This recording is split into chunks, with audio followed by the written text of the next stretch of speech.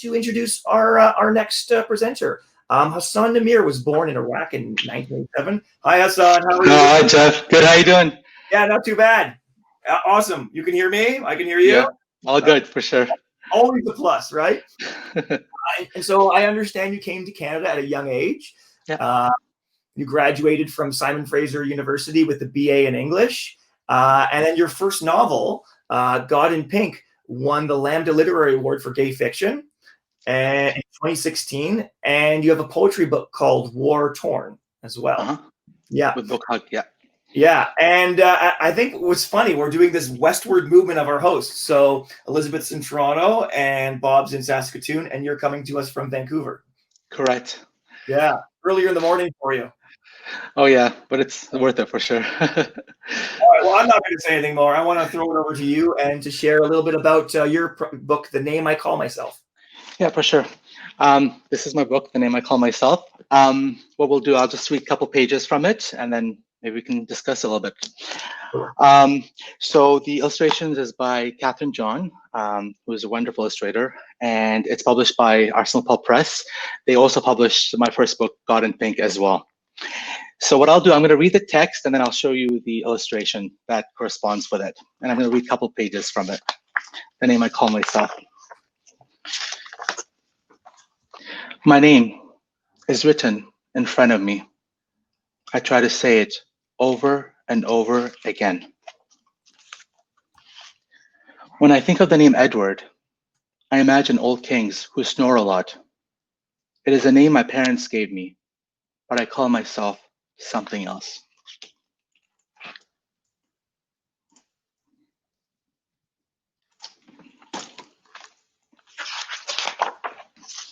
I am 6. I like playing with dolls. They are awesome superheroes. My dad cuts my hair so short. He says, "This is what a boy looks like."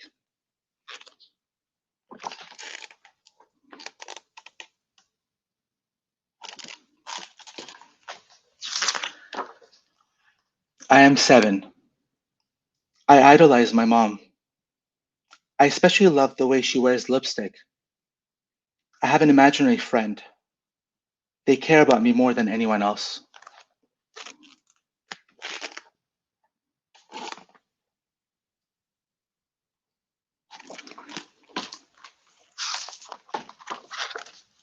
I am 8. All my friends are girls. We have sleepovers and watch princess movies. My mom says she wishes she had a girl. Sometimes I wish I were a girl too.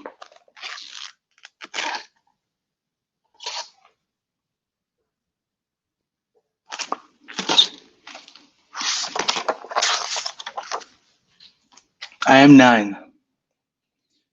I want to have long wavy hair. I want to look like the stars on TV. My dad says, "You're a boy, so you have to act like one." Yes, I'm a boy. I'm a boy. I'm a boy.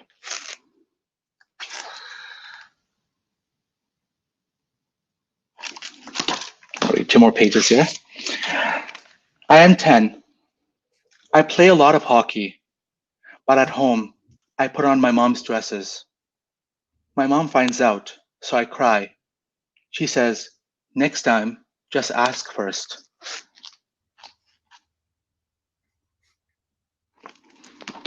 And I'll read 1 more page here. I am 11. I hate my voice so much. It cracks and breaks, especially when I'm nervous. I'm so embarrassed and scared. I don't have anyone I can talk to.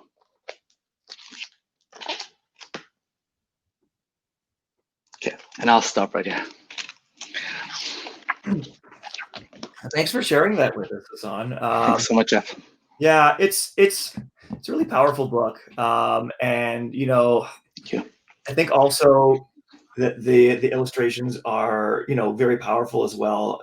When one is doing a picture book, and I have tried and failed many times, it's finding the balance between text and image, and the story is a story of self-discovery and acceptance and love for oneself. And I'm just curious about the journey to put that book together and for that audience.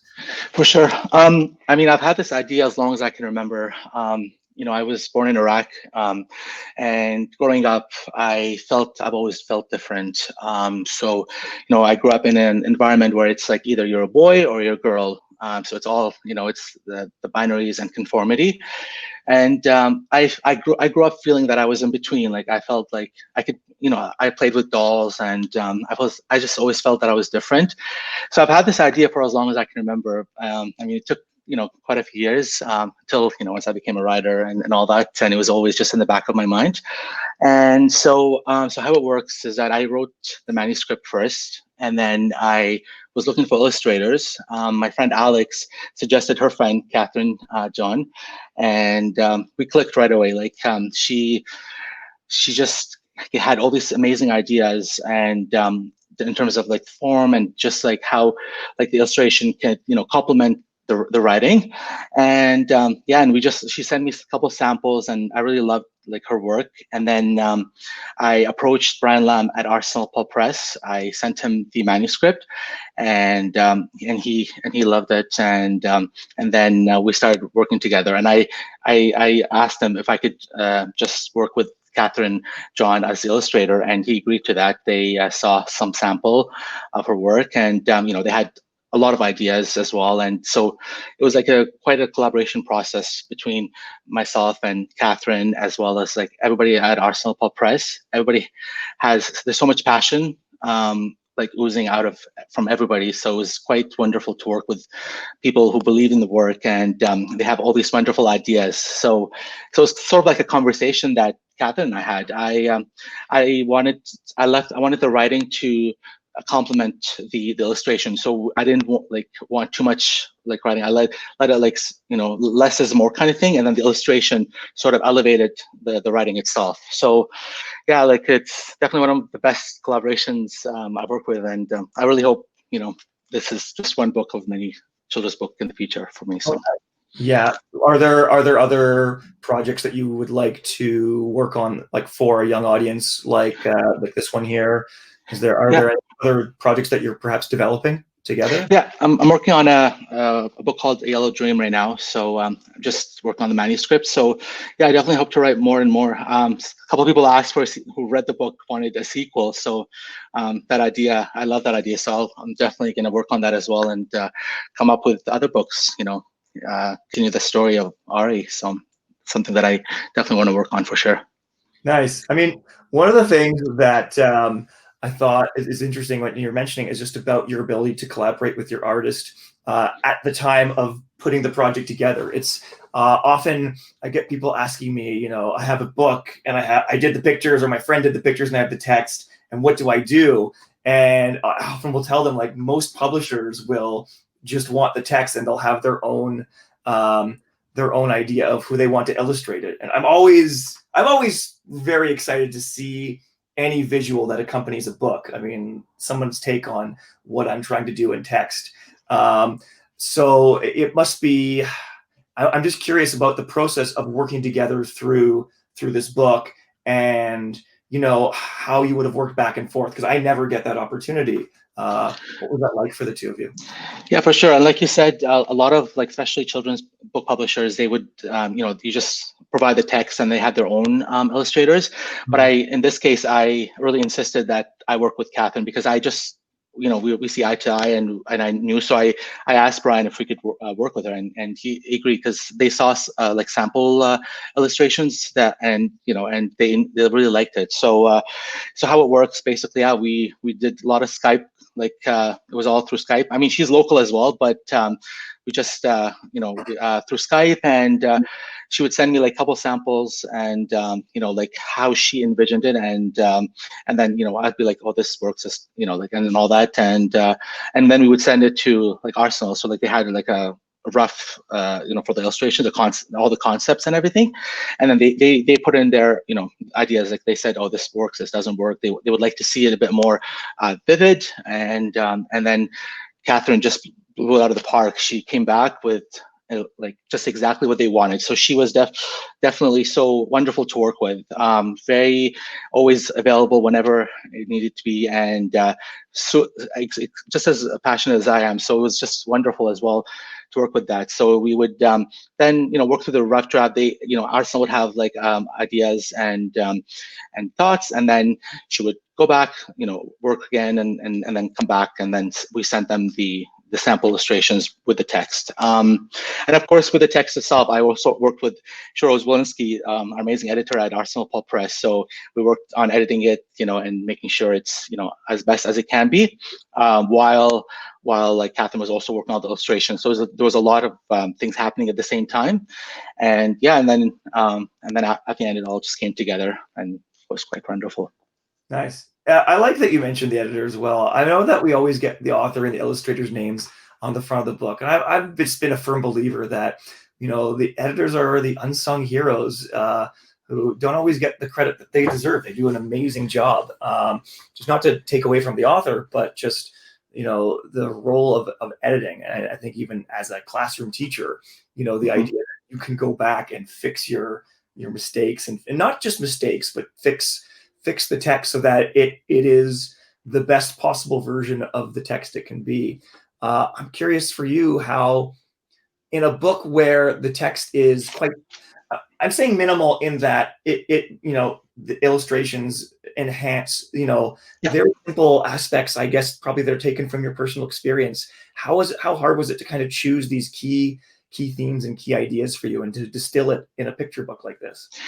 Yeah, like working like with Shiro, she would have like ideas. She was like comments on this we can maybe change it, how we can perhaps make it a little bit less dark. Sometimes the text was a bit dark at times, so we wanted just to how we could work on that. So like make sure that there's a structure. So there's like a story and a conflict and an ending. So that was something that we worked on, is kind of put it in a structural format. So the text originally didn't have that. So working with Shiro's, she was wonderful in the sense that she brought out that structure. So she made sure that this text would complement one another, and it was, even though like it may come off as simple, but there's a story. So there's a beginning, middle, and end. Mm-hmm. So yeah, she would have comments on that, and even including the title. The original title, for example, was called Neither. But then her and I worked together, and she had title suggestions, and then we came up with the title, The Name I Call Myself. So the same with the text as well. So there were parts where we made some changes to the text just to make sure that it flows. So that it's all about the flow. So this idea of like, if you notice in the text, like I am, like for the ages, like I am 11, I am 8. So we had a sort of like almost like not chapter headings, but like just a flow to it, so that it seemed all concise, and that was something that was always working with Shiro. She brought that out of the text, and yeah, like you said, they are the unsung hero. Like she's wonderful. Mm-hmm. And it's such a personal book and a personal like exploration of your own childhood. I mean, how long did it take you to kind of just be able to, you mentioned like this is a book that you've had in you for a long time. Did you always see doing it as a picture book for young readers to help them? I mean, I guess, the impetus for the book and to make it be what it is, like, how did that work for you, and how long did it take you to get to that point where you wanted specifically a picture book for young readers? For sure. So I think it was a couple of years ago when I wanted to decide that it should be like a children's book. For me, originally I was going to do like I had a couple like some of my poems, and War Torn, for example, talks about that idea of like self and my gender identities and everything. So I had, and also there's a bit of that also in God in Pink as well. But yeah, for me it was that story idea was came when I decided to write it as a children's book itself. So it was a couple of years ago. I've always wanted to write a children's book, but I just wasn't sure when. I just started, like my first book was in 2015, so that was when I got into the publishing world. So I'm still pretty new to it, but yeah, like for me, it was like just the last couple of years is when I had this idea, and I think the way I saw it is, I think the reason why I decided for it to be a children's book, because I wanted to have a book that is like a sanctuary, a safe haven for non-binary kids, as well as not just non-binary kids, kids who feel that they're different, or kids that don't have any friends, or kids that go through what kids go through. Like, for example, in the book, the idea of like pimples and like, like that raspy voice. So it's things that any child could relate to. So the way I decided to do it is through children's book, to kind of offer a message of hope, for not only the non-binary kids and all kids out there, and their allies and their friends and their families, so they can at least see through the perspective, like Ari's perspective here. And I think that's why I decided, I think it's important to start in that genre, like, for children, and to have that kind of message of hope and self-acceptance. I think it's very important, for sure. Yeah, and I know that it's it's kind of like a burgeoning field within children's picture books too. I know we have been looking through the libraries for similar material for our own children, and just to make sure, as you say, at the beginning of your talk, a boy is a boy and a girl is a girl, but like that limits other people in terms of how they might identify, and Absolutely. also, yeah, and also how they might see themselves. So, I mean, books like these, do a real service to young people who might have trouble trying to see themselves in the material. Have you had a chance to share this with a lot of young readers? And if so, have you been able to get their response to it? Well, the book is technically not out yet. It's going to be, yeah. But I mean, people can still order it. Like it is available now. Like it's slowly, but the actual date is October 13th. But I've already there's been readers like on Twitter, people will tweet, like, for example, this lady, her kids were saying that they love the book and everything, and so yeah, like it's slowly starting to, and hopefully, yeah, it will be more and more. I hope that kids will connect with it somehow, whether they see themselves in Ari or they see themselves through, like, as an ally or a friend, Yeah. to somebody like Ari, because like I said, this book is for everybody. It's especially, I hope it's a message to the allies out there, like that they might have friends that are like Ari, that they can actually empathize with, and and help, as well, so that they don't feel any lonely, and then they have friends out there that love them for who they are. Yeah. No, and yeah, I know we have to wrap up in a second. Actually, wait, where's Paula? She's on the chat, and I want to confirm that, I know you're saying it's not quite out yet, but I'm just curious if our online vendor, Elemental Books, hopefully will carry it.